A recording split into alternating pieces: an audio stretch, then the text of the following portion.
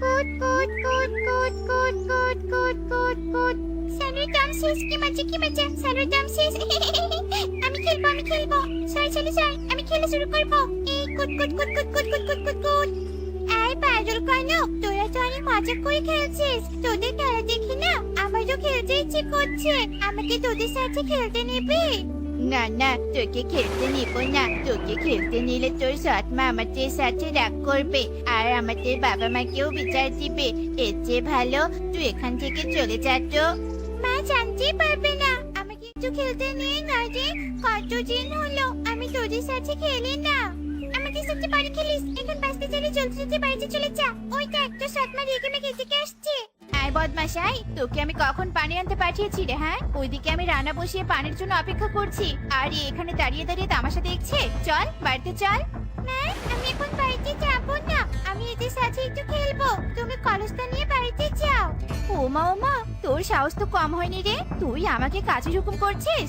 আজ বাড়িতে চল, তারপর তোকে বোঝাবো আমি কে। না, চুপ কর, বাড়িতে চল বলছি। টনির ধমক শুনে টুকি ভয় পেয়ে যায়, আর সেখান থেকে কাঁদতে কাঁদতে বাড়ির দিকে চলতে থাকে। টুনিও টুকির পিছু পিছু আসতে থাকে। কিছুক্ষণের মধ্যে ওরা বাড়িতে এসে পৌঁছায়। খুব শখ তাই না কাজে ফাঁকি দিয়ে মাটি খালার? যত মন চায় তত কাটতে থাক, আজ আমি তোকে কিছুতেই খেতে দিব না, এই বলে রাখলাম। এই বলে টুনি ঘরে চলে যায়। বন্ধুরা, টুনি হলো টুকির সৎ মা। টুনি টুকিকে একটুও দেখতে পারে না। টুনি সব সময় টুকিকে বকাঝকা করতে থাকে, এমনকি টুকিকে দিয়ে বাড়ির সমস্ত কাজ করায়। মা, আমার বড্ড ক্ষুধা লেগেছে, দয়া করে আমাকে কিছু খেতে দাও। আমি যে আর ক্ষুধা সহ্য করতে পারছি না। বলেছি না তোকে আজ খেতে দিব না। দূর হ আমার চোখের সামনে থেকে, দূর হ বলছি। এখন কথা না শুনলে তোকে আরো 2 দিন না খাইয়ে রাখবো, এই বলে দিলাম।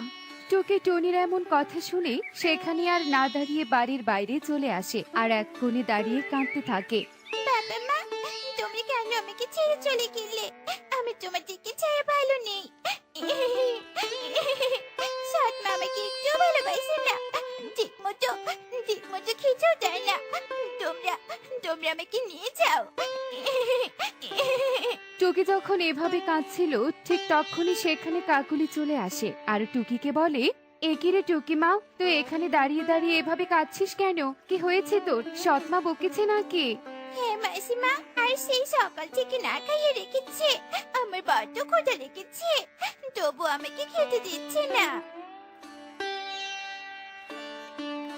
আহারে টনি, টনি টনি, কি হয়েছে কি? হ্যাঁ, এভাবে চিৎকার করছো কেন? তুই কি টুনি পাখি না আর অন্য কিছু রে? একটা ছোট্ট ছানার উপর এত অত্যাচার করিস কি করে বলতো? সকাল থেকে ছানাটাকে না খাইয়ে রেখেছিস, বিধাতা তোর ভালো করবে না, দেখে নিস। একদম দরদ উঠলে পড়ছে দেখছি। এতই যখন দরদ, তখন ওকে নিজের বাড়িতে নিয়ে যাও। আর হ্যাঁ, আমাকে একদম জ্ঞান দিতে আসবে না, যাও এখান থেকে। টুনি, তুই একদিন পস্তাবি। টুকি মা, চল, আজ থেকে আমি তোকে খাওয়াবো। এই বলে কাকুলি টুকিকে নিয়ে তার বাড়িতে চলে আসে আর খেতে দেয়। এভাবেই কয়েকদিন কেটে যায়। একদিন সকালে এ কি, হঠাৎ করে এত তীব্র মাথা ব্যথা উঠলো কেন? ওমা, মাথা ব্যথার কারণে কিছুই চোখে দেখছি না। উফ, আমার পুরো দুনিয়া কেমন ঘুরছে। প্রচন্ড মাথা ব্যথা, আর পারছি না, দাঁড়াতে পারছি না। এসব বলতে বলতেই টুনি মাটিতে পড়ে যায় আর মাথা ব্যথায় আর্তনাদ করতে থাকে। টুনির আর্তনাদ শুনে সেখানে টুকি চলে আসে। একে মা, তোমার কি হয়েছে? তুমি এভাবে মাটিতে শুয়ে আর্তনাদ করছো কেন? আমার মাথা গেল টুকি, আমাকে বাঁচা মা, আমি মরে যাচ্ছি। মাথা ব্যথা হচ্ছে কেন? আগে তো তোমার এত মাথা ব্যথা ছিল না। জানি না মা, আমি কিচ্ছু জানি না। আমি মনে হয় আর বাঁচবো না। টুকি মা, আমি তোর সাথে অনেক অন্যায় করেছি, তুই আমাকে ক্ষমা করে দে। মা, তোমার কিছু হবে না মা, আমি এক্ষুনি কবিরাজকে ডেকে নিয়ে আসছি। ওঠো মা, একটু কষ্ট করে বিছানায় চলো। টুকি টুনিকে মাটি থেকে তুলে বিছানায় শুয়ে রেখে কবিরাজের উদ্দেশ্যে বাড়ি থেকে বেরিয়ে পড়ে। কিছু দূর যেতেই টুকির সাথে পথের মধ্যে কাকুলির দেখা হয়ে যায়। মা টুকি, তোকে এত অস্থির দেখাচ্ছে কেন? আর ওদিকে কোথায় যাচ্ছিস? মা অসুস্থ হয়েছে, আমি কবিরাজকে ডাকতে যাচ্ছি। তুমি একটু মায়ের কাছে যাও মাসি, মা ঘরে একা। বলিস কি ওই বজ্জার টুনি অসুস্থ হয়েছে? ভালোই হয়েছে, তোকে যেতে হবে না কবিরাজের কাছে। মনে নেই ও তোকে কতটা কষ্ট দিয়েছে? মাসিমা এভাবে বললো না, যতই হোক আমার তো মা হয়। মা ছেড়ে এই দুনিয়া আমার আর কেউ নেই। মা যেমনই হোক সন্তান হিসেবে মাকে সুস্থ করে তোলা আমার দায়িত্ব। তুই অনেক ভালো আর বুঝদার মেরে মা। তুই যা, কবিরাজকে ডেকে নিয়ে আয়, আমি তোর মায়ের কাছে যাচ্ছি। এই বলে কাকুলি টুনির কাছে চলে আসে। অন্যদিকে টুকি কিছুক্ষণের মধ্যে কবিরাজকে নিয়ে আসে টুনির কাছে। কবিরাজ টুনিকে ভালো করে পরীক্ষা করতে থাকে। কবিরাজ কাকা, কি হয়েছে আমার মায়ের? তোর মায়ের মাথায় অনেক বড় একটা সমস্যা হয়েছে। অনেক বড় সমস্যা হয়েছে? হাই হাই, তাহলে এবার কি হবে? কবিরাজ কাকা, আমার মাকে ঠিক করে দাও।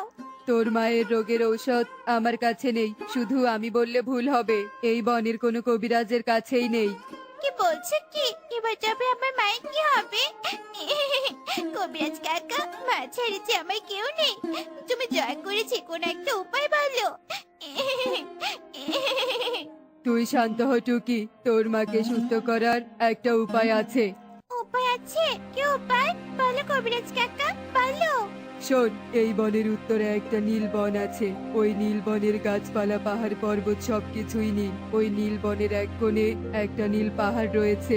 ওই নীল পাহাড়ের ভেতরে একটা নীল আপেলের গাছ রয়েছে। সেই আপেল গাছে আছে নীল আপেল।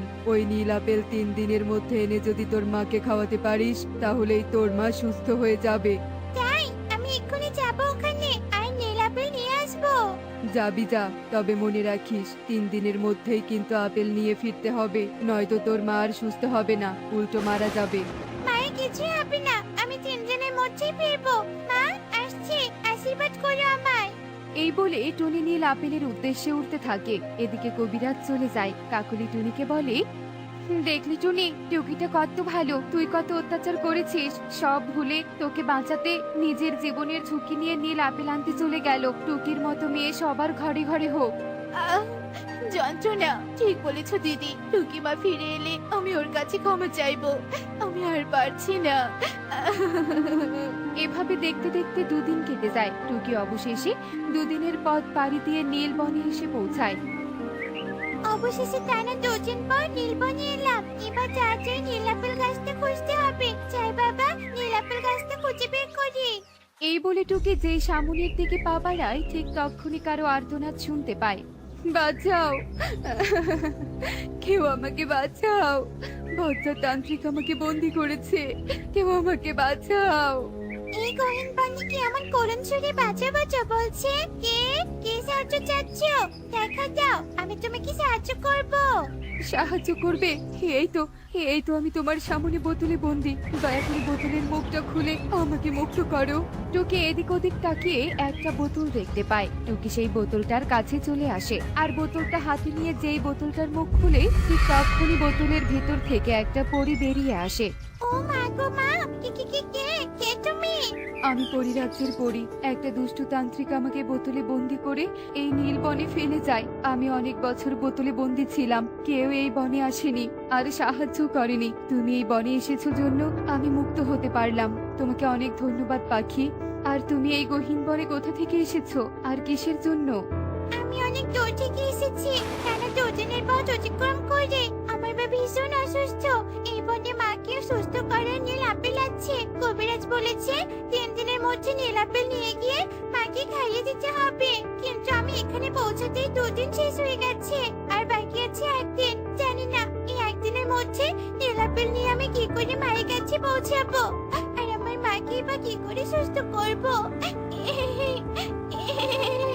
কেঁদো না টুকি, আমি তোমাকে আজকের মধ্যে ওই নীল আপেল নিয়ে তোমার বাড়িতে তোমাকে পৌঁছিয়ে দিব। সত্যি বলছো বৌদি? হ্যাঁ, সত্যি বলছি। দাঁড়াও, এক্ষুনি জাদুর মাদুর প্রকট করছি।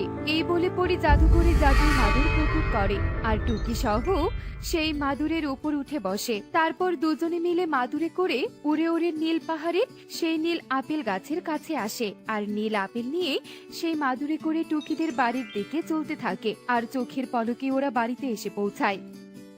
বৌদি, তোমাকে অসংখ্য ধন্যবাদ। তোমার জন্য আমি সঠিক সময়ের মধ্যে আপেল নিয়ে বাড়িতে আসতে পেরেছি। তোমার এই উপকারের কথা আমি কোনোদিনও ভুলবো না। তোমার উপকারের কথা আমিও কোনোদিনও ভুলবো না। এবার তবে আমি আসি, ভালো থেকো, বিদায়। পরি টুকির কাছে বিদায় নিয়ে চলে যায়। টুকি ঘরে এসে নীল আপেল টুনিকে খাওয়ায়, আর সাথে সাথেই টুনি সুস্থ হয়ে যায়। মা সুস্থ হয়ে গিয়েছে। আমি পেরেছি মাকে সুস্থ করতে। হ্যাঁ রে মা, তুই আমাকে সুস্থ করতে পেরেছিস। মারে, আমি তোর সাথে অনেক অন্যায় করেছি, তুই আমাকে ক্ষমা করে দে। আমি আর কখনো তোর সাথে খারাপ ব্যবহার করব না। আজ থেকে নিজের সন্তানের মতো আগলে রাখবো তোকে। মা, আমি তোমাকে সে কবে ক্ষমা করে দিয়েছি? এভাবে আর ক্ষমা চাইতে হবে না তোমাকে। আমার সোনা, তুই অনেক লক্ষ্মী। আমি আশীর্বাদ করি তুই অনেক বড় হ। টুনি টুকিকে আশীর্বাদ করতে থাকে। এভাবেই টুকি তার সৎমা টুনির সাথে বেশ সুখে দিন কাটাতে থাকে। এমনই সব মজার মজার শিক্ষণীয় টুনি পাখির গল্প দেখতে আমাদের পাশেই থেকো। আর গল্পগুলো কেমন হচ্ছে তা কমেন্টে জানাতে ভুলো না কিন্তু। Bye bye. আহা কি আনন্দ আকাশে বাতাসে, আহা কি আনন্দ আকাশে বাতাসে। আহা, চারদিকে আবহাওয়া কত সুন্দর, বনে নতুন পাতা, মনটা যেন একদম ভরে উঠলো। না না, অনেকক্ষণ তো ঘুরে বেড়ালাম, এখন বরং বাড়িতে যাই। বাড়িতে গিয়ে আবার তো রান্না করতে হবে।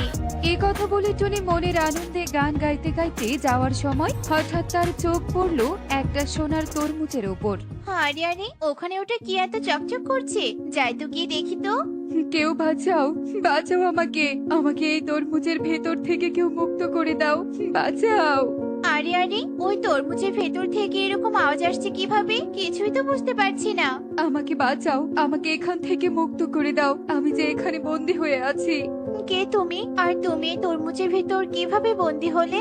আমি নীলপরি রাজ্যের পরি, আমাকে এখানে এক শয়তান কালু বন্দি করে রেখেছে। তুমি আমাকে দয়া করে মুক্ত করে দাও, আমাকে মুক্ত করো। কিন্তু তোমাকে ওই কালো কেন বন্দি করেছে পরি? তাহলে শোনো সব অতীতের ঘটনা। আমি একদিন তোমাদের বনে ঘুরতে এসেছিলাম, আর তখনই পড়ে গিয়ে আমি অনেক আহত হয়েছি, আর কালু আমাকে সাহায্য করে। কি পরি, তোমার কি হয়েছে? তুমি এই নির্জন জঙ্গলে বসে কান্না করছো কেন? আমি তোমাদের বনে ঘুরতে এসেছিলাম, আর এসে হঠাৎ হোঁচট খেয়ে নিচে পড়ে গিয়েছি, আর পায়ে প্রচন্ড ব্যথা পেয়েছি। তুমি একদম চিন্তা করো না, আমি তোমাকে এক্ষুনি বনের লতা পাতা দিয়ে জড়িবুটি বানিয়ে দিচ্ছি। এ কথা বলে কালু বনের পাতা লতা দিয়ে সেই পরীর ক্ষতস্থানে লাগিয়ে দেয়, আর পরী কিছুক্ষণের মধ্যেই সুস্থ হয়ে যায়। তোমাকে অনেক ধন্যবাদ কালু, তুমি আমাকে সুস্থ করে তুললে। বলো তোমার কি চাই? তুমি যা চাইবে আমি তোমাকে তাই দেব। কি বললে? আমি যা চাইবো তুমি আমাকে তাই দেবে? হ্যাঁ কালু, তুমি যা চাইবে আমি তোমাকে তাই দিব। আমি পরিরাজ্যের পরি, আমার হাতে যে জাদুই লাঠি দেখছো, এই জাদুই লাঠি দিয়ে আমি তোমাকে সবকিছু দিতে পারবো। আচ্ছা ঠিক আছে, তাহলে তুমি আমাকে অনেকগুলো স্বর্ণ মুদ্রা দাও। আচ্ছা ঠিক আছে কালু। এরপর পরি তার জাদু শক্তি দিয়ে কালুকে অনেকগুলো স্বর্ণ মুদ্রা দেয়। কালু, এই নাও তোমার স্বর্ণ মুদ্রা। আর হ্যাঁ, যদি কখনো বিপদে পড়ো আমাকে স্মরণ করো, আমি সাথে সাথে তোমার কাছে হাজির হয়ে যাব। আচ্ছা ঠিক আছে পরি। এই কথা বলে পরি সেখান থেকে চলে যায়। আর অন্যদিকে কালু তার সব স্বর্ণ মুদ্রাগুলো নিয়ে তার বাড়িতে চলে আসে, আর কাকুলিকে সব ঘটনা খুলে বলে। আর সব শুনে কাকুলি বলতে থাকে, কালু তুমি এত বোকা কেন? ওই পরীর কাছ থেকে এই সামান্যটুকু স্বর্ণমুদ্রা নিয়ে এলে তুমি? আরো স্বর্ণমুদ্রা হিরে মুক্তা চাইলেই তো পারতে। আসলেই তো কাকুলি, তুমি তো ঠিকই বলেছো। আমি কালকেই যাবো ওই পরীর কাছে, আর পরীর কাছে গিয়ে সবকিছুই চাইবো। কাকুলি এখন খেতে দাও তো দেখি, সন্ধ্যা হয়ে গেল যে। আচ্ছা ঠিক আছে, তুমি হাত মুখ ধুয়ে এসো, আমি তোমাকে খাবার দিচ্ছি। আর পরের দিন সকালে কালু আবার সেই জায়গায় গিয়ে পরীকে স্মরণ করতে থাকে, আর সাথে সাথে সেই পরী সেখানে এসে হাজির হয়। এ কি কালু, তুমি আজকে আমাকে স্মরণ করলে? কি হয়েছে তোমার? কোনো বিপদ হয়েছে নাকি? মানে পরী, আমার বউ বলল এই সামান্যটুকু স্বর্ণ মুদ্রা আমাদের কিছুই হবে না, তাই আমাকে স্বর্ণ মুদ্রার পাশাপাশি হীরা মুক্তা গহনা সব দাও। আচ্ছা ঠিক আছে কালু, কিন্তু তুমি লোভ করো না, তাহলে কিন্তু সবকিছু ধ্বংস হয়ে যাবে। এরপর পরে আবার তার জাদু শক্তি দিয়ে কালুকে অনেকগুলো মণিমুক্ত স্বর্ণমুদ্রা দেয়, আর কালু সেই স্বর্ণমুদ্রাগুলো নিয়ে আবার বাড়িতে চলে যায়। কাকুলি এই দেখো, পরি আমাকে কতগুলো স্বর্ণমুদ্রা আবার মণিমুক্তাও দিয়েছে। কালু, তুমি একটা কথা মন দিয়ে শোনো, ওই পরীকে বন্দি করে যদি ওর জাদুর লাঠি আমরা নিয়ে নিতে পারি, তাহলে আমরা কিন্তু বনের সবচেয়ে ধনী হয়ে যাব। তুমি কালকে ওই পরীর কাছ থেকে ওর জাদুর লাঠি নিয়ে আসবে। আসলেই তো কাকুলি, তুমি তো একদম ঠিকই বলেছো।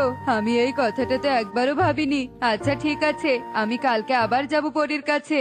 এরপর পরের দিন সকালে কালু আবার পরীর কাছে চলে যায় আর পরীকে বলতে থাকে, কালু, তুমি আজকেও এলে আমার কাছে। সত্যি কালু, বেশি ধন সম্পত্তি তুমি লোভে পড়ে গেছো, তাই আজকে আমি কোনো কিচ্ছু দিব না। আজকে আমি তোমার কাছ থেকে কোনো কিছু নিতে আসিনি, তোমার ওই জাদুর লাঠি নিতে এসেছি। তোমার ওই জাদুর লাঠি আমার চাই, তুমি আমাকে তোমার জাদুর লাঠিটা দিয়ে দাও। কি বললি? তুই লোভে অন্ধ হয়ে গিয়েছিস আর আজকে এসেছিস আমার জাদুর লাঠি নিতে? তোর এত বড় সাহস! যা এখান থেকে, যা বলছি। আচ্ছা ঠিক আছে, তোমার কাছে থেকে আমি এভাবে জাদুর লাঠি নিতে পারবো না, তবে তোমার কাছ থেকে আমি জাদুর লাঠি নিয়েই ছাড়বো। এরপর কালু সেখান থেকে একটা তান্ত্রিকের কাছে চলে যায় আর তান্ত্রিককে বলতে থাকে, তান্ত্রিক বাবা, ও তান্ত্রিক বাবা, আপনি আমাকে একটা সাহায্য করুন, আমি তার বিনিময়ে আপনাকে টাকা দিব। কি হয়েছে রে কালু, বল আমাকে। তান্ত্রিক বাবাকে যদি সত্যটা বলি তাহলে তান্ত্রিক বাবা ওই পরীকে বশ করার জন্য কোনো উপায় নাও বলে দিতে পারে, তাই আমাকে মিথ্যে বলতে হবে। তান্ত্রিক বাবা, এক দুষ্টু পরী আমার সব ধন সম্পদ কেড়ে নিয়েছে, তুমি ওই পরীকে বন্দি করার জন্য একটা উপায় বলে দাও। আচ্ছা ঠিক আছে রে কালু, ওই পরীকে বন্দি করতে হলে তোকে একটা সোনার তরমুজ আনতে হবে। ওই সোনার তরমুজে ওই পরীকে বন্দি করা যাবে, তাছাড়া নয়। কিন্তু তান্ত্রিক বাবা, ওই সোনার তরমুজ আমি কোথায় পাবো? ওই সোনার তরমুজ আমার কাছে আছে, তুই আমাকে টাকা দিয়ে ওই সোনার তরমুজ নিতে পারবি। ঠিক আছে তান্ত্রিক বাবা, আপনার যত টাকা লাগে আমি দিব, কিন্তু আপনি ওই সোনার তরমুজ আমাকে দিয়ে দিন। আচ্ছা ঠিক আছে কালু, তুই এই সোনার তরমুজ নিয়ে গিয়ে ওই পরীর সামনে রাখবি আর আমার এই মন্ত্রপুত পানি ওই পরীর গায়ে ছিটিয়ে দিবি, দেখবি ওই পরী তরমুজের ভেতর বন্দি হয়ে যাবে। ঠিক আছে বাবা, আপনাকে অনেক ধন্যবাদ। এরপর কালু তান্ত্রিকের কাছ থেকে সেই সোনার তরমুজ নিয়ে পরীর কাছে চলে যায় আর পরীর গায়ে সেই মন্ত্রপুত পানি ছিটিয়ে দেয় আর সঙ্গে সঙ্গেই পরী সেই সোনার তরমুজে বন্দি হয়ে যায় আর পরীর জাদুই লাঠি নিয়ে কালু তার বাড়িতে চলে যায়। এভাবে বেশ কয়েকদিন কেটে যায় আর বনে কালু সবচেয়ে ধনী পাখি হওয়ার কারণে তার অহংকার বেড়ে যায়। শুনলে তো টুনি, সব ঘটনা শুনলে? হ্যাঁ পরি, তোমার সাথে তো ওই কালু দাদা অনেক অন্যায় করেছে, তোমাকে যে করে হোক আমি মুক্ত করবই পরি। তুমি যদি আমাকে মুক্ত করতে যাও তাহলে কালুর কাছ থেকে আমার জাদুর লাঠিটা নিয়ে আসতে হবে, তাহলে আমি মুক্ত হতে পারবো। আচ্ছা ঠিক আছে, আমি যে কোনো মূল্যেই হোক কালু দাদার কাছ থেকে তোমার ওই জাদুর লাঠি নিয়ে আসবো। এই কথা বলে টুনি সেখান থেকে কালুর বাড়িতে চলে যায় আর কালুর বাড়িতে গিয়ে দেখতে পায় কালু তার ঘরে ঘুমিয়ে আছে। এই সুযোগে টুনি চুপি চুপি গিয়ে সেই জাদুর লাঠি চুরি করে নিয়ে আসে আর পরীকে মুক্ত করে দেয়।